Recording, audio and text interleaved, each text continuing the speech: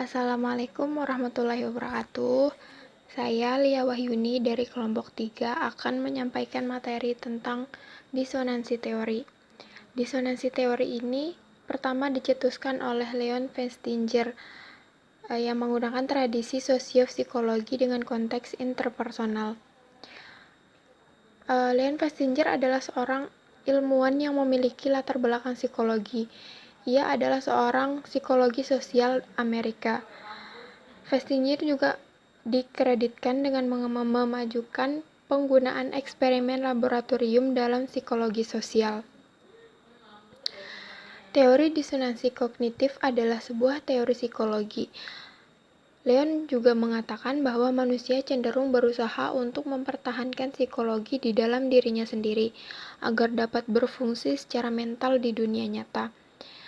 Seseorang yang mengalami inkonsistensi internal cenderung menjadi tidak nyaman secara psikologi dan termotivasi untuk mengurangi disonansi kognitifnya. Dalam teori disonansi terdapat dua konsep utama. Yang pertama, kisaran yang mengacu pada jumlah kuantitatif disonansi yang dialami seseorang. Teori ini membedakan antara situasi yang menghasilkan lebih banyak disonansi dan memproduksi lebih sedikit disonansi.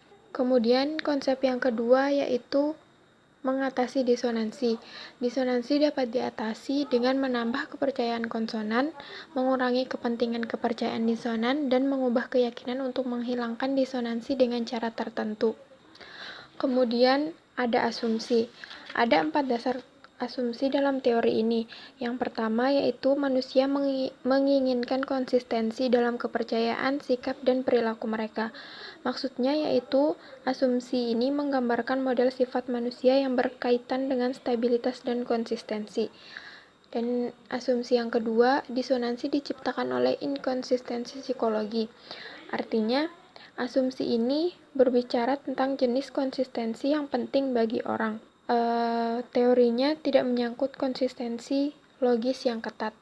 Yang ketiga, disonansi adalah keadaan yang tidak menyenangkan yang mendorong orang melakukan tindakan dengan efek terukur. Maksudnya di sini yaitu asumsi teori ini menunjukkan bahwa ketika orang mengalami inkonsistensi psikologi, disonansi yang tercipta tidak masuk akal. Dengan demikian, orang yang tidak menikmati berada dalam keadaan disonansi ini. Dan asumsi yang terakhir yaitu disonansi memotivasi upaya untuk mencapai konsonan dan upaya pengurangan disonansi. Maksudnya, teori mengasumsikan bahwa gairah yang dihasilkan oleh disonansi akan memotivasi orang untuk menghindari situasi yang menciptakan ketidakkonsistenan dan berusaha untuk menuju situasi yang mengembalikan konsistensi.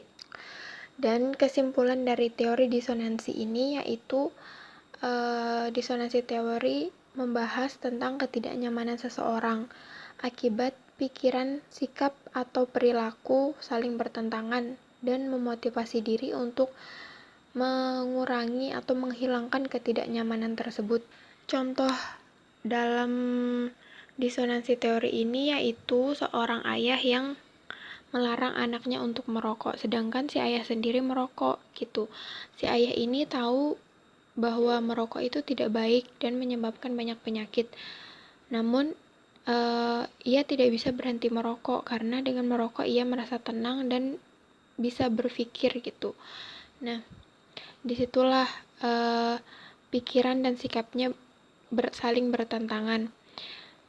Namun, dia memotivasi dirinya untuk mengurangi ketidaknyamanan tersebut dengan melarang anaknya merokok karena tahu akibatnya. Seperti itu. Terima kasih. Assalamualaikum warahmatullahi wabarakatuh.